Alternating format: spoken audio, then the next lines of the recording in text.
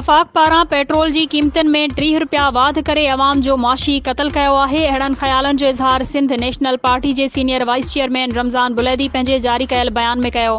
हुन वधीक चयो त हिन मुल्क खे हुक्मरान नथा हलाए सघनि, इस्तीफ़ा ॾेई घर भेड़ो थियनि। नून लीग हुकूमत नाअहल साबित थी चुकी आहे। नवाज़ लीग सरकार अवाम खे रिलीफ ॾियण बदिरां हिकदम 30 रुपया पेट्रोल ऐं आम वाहपे जी शयुनि जा अघ वधाए ग़रीब पोरियत मज़दूरी कंदड़ खे ख़ुदकुशियूं करण ते मजबूर करे छॾियो आहे। पेट्रोल जी क़ीमत वधण सां आम वाहपे जी शयुनि जा अघ वधिया आहिनि। ग़रीब तबिको बवेला मानी गभे लाइ परेशान आहे। रमज़ान बुलैदी सुप्रीम कोर्ट खे महागाई ख़िलाफ़ पाण मुरादो नोटिस वठण जो मुतालबो कयो आहे।